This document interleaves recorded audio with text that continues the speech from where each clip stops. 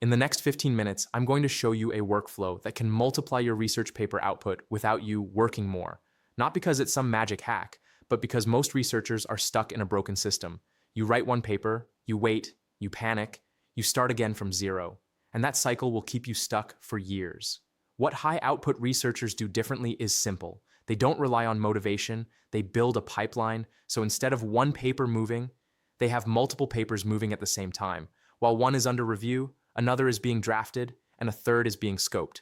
That's how you go from "I'm always behind" to "I always have something in motion."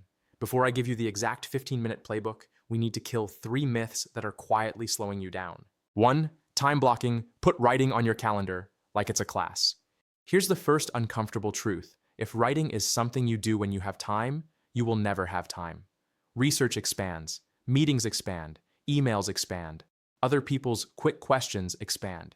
Writing is the one thing that shrinks, unless you protect it like it's non-negotiable. So treat writing like a class you teach. You wouldn't cancel a class because someone asked for a meeting at the same time. You wouldn't say, "I'll teach whenever I feel inspired." You show up because it's on the calendar. Do the same with writing. Pick a fixed block and give it a name that scares you into respecting it, like manuscript block or paper pipeline. And when someone asks, "Are you free?" your default answer becomes, "No, I have a writing block." Not because you're rude, because you're serious. And if you feel guilty, remember this. You're not protecting time for fun. You're protecting time for your future self who wants publications, scholarships, graduation, and options. If you don't schedule writing, you're basically scheduling stress. 2. Regularity. Once a week is survival, 2 to 3 times is momentum.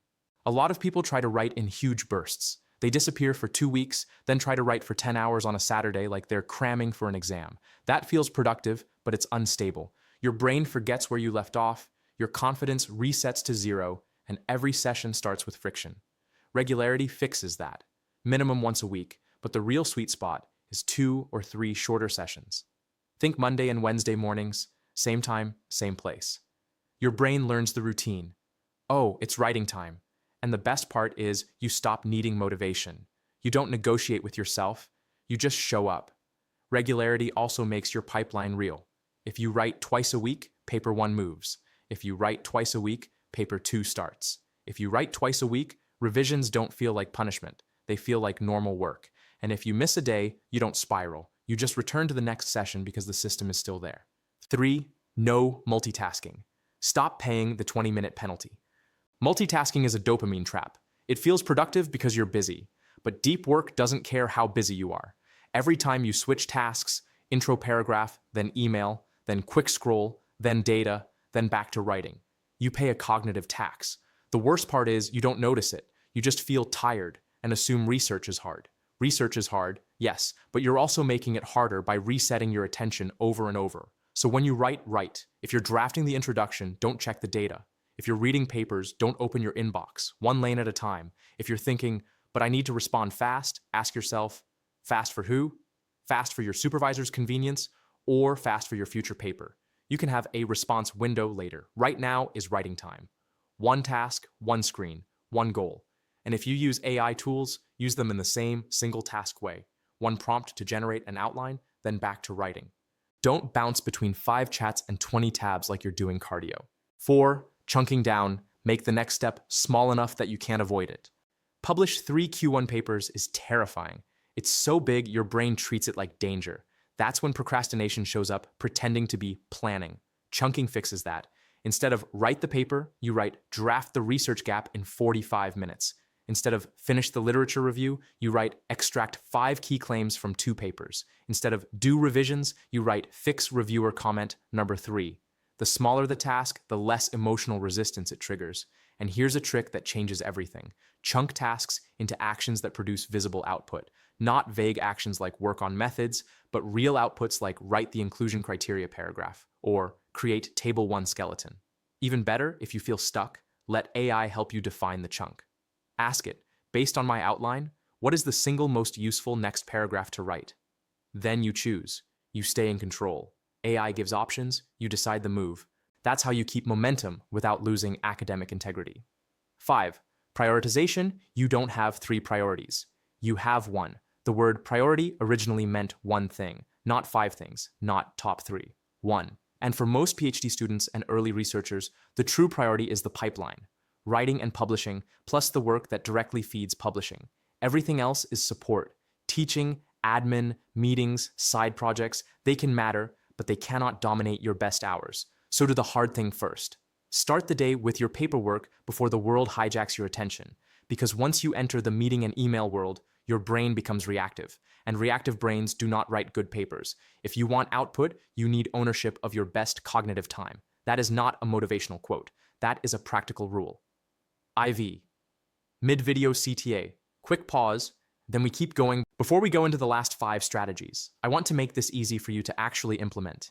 If you're a PhD student or a researcher and you want help using AI the right way, without hallucinations, without copying, and without wasting hours, I've put links to the AI tools I regularly use for literature reviews and research workflows down in the description. You can check them anytime. And if this is helpful, subscribe, because the next videos are not theory. They're step-by-step demos where I turn real viewer topics into real research workflows. 6. Environment. Your space. Either protects your focus or it attacks it. Your environment is not a small detail. It's a silent teacher. If your desk is in a noisy lab, your brain learns to expect interruptions. If your laptop is full of notifications, your brain learns to crave distraction. If your writing time happens in the same place you binge YouTube, your brain gets confused. So design your environment like you're designing a clinical protocol. Remove risk factors. If you can, close the door. Put a sign. Wear headphones. If you can't control the room, change the room. Some people write best in a library, some write best in a quiet cafe, some write best in a park with no internet. And yes, that sounds too simple, until you try it and realize how much willpower you were wasting. Environment saves willpower, and when willpower is saved, writing becomes possible more often. 7. Focus and notifications. Protect your working memory like it's oxygen. Even a small ting steals attention, even if you don't check it. Part of your brain still grabs it and says, "What was that?" That's working memory getting taxed. Writing academic text requires holding ideas, structure, evidence, and logic in your head at the same time.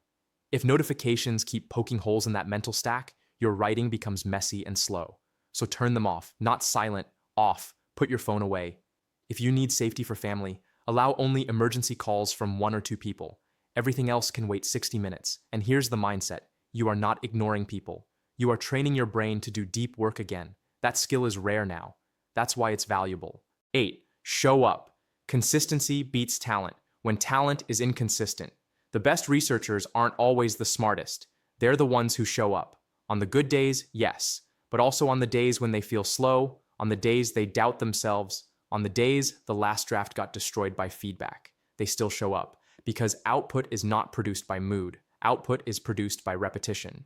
If you want extraordinary results, you have to look a little weird to normal people. You have to say no more often. You have to protect your writing time more aggressively. You have to return to the page when it would be easier to run away. That's not hype. That's how papers get finished. 9. Start early. Build like an assembly line, not like a fire drill. Most people write like they're fighting a fire. They wait until the deadline is close, then they panic and sprint. That produces rushed logic, shallow synthesis, and weak structure. Instead, think like an assembly line. In a car factory, they don't wait until every part arrives and then build the whole car in one night. They build step by step in parallel. You can do the same. You can draft the introduction before the final dataset is perfect. You can write the methods framework early. You can build figures as placeholders. You can outline the discussion based on expected outcomes and alternative explanations. Starting early doesn't mean finishing early. It means reducing pressure and increasing quality. It also means when feedback arrives, you're adjusting something that exists, not trying to create something from nothing. 10. Perfectionism. Delusion. Aim for finished, then make it good. Perfectionism sounds like a high standard, but in practice it's often fear wearing a nice suit, fear of being judged, fear of being wrong, fear of not being good enough. But here's the reality. Every great paper starts as an average draft. Every clean argument starts as a messy paragraph. Your job is not to write perfectly on the first try. Your job is to complete the scheduled work. Finish the draft, then improve it. Finish the figure, then refine it. Finish the outline, then strengthen the logic. When you chase perfection too early, you slow down so much that you stop. and stopped writing produces zero output. So make a deal with yourself. During the writing block, you produce. During the editing block, you polish. Two different modes, two different goals. That separation alone will make you faster, calmer, and more consistent. And that's the full system. If you do these 10 strategies together, your output doesn't just increase a little, it becomes predictable. You stop relying on luck and you start relying on a pipeline. And if you want, in the next video, I'll show you exactly how I combine this with AI for literature reviews in an ethical way, so you can move faster while still being able to trace every claim back to real evidence. Now you know how to build real productivity, not the fake busy kind. But here's the next problem. Output doesn't matter if your paper keeps getting rejected. Speed without Q1 standards is just fast failure. So your next step is simple. Watch my next video, where I break down how to write a Q1 level paper that's clearer, more critical, and stronger than what 90% of researchers submit. And if you want the exact AI tools and workflows I use to write faster, without losing credibility, check the links in the description. Subscribe so you don't miss the next part, and tell me in the comments, what's the one thing slowing your writing down right now?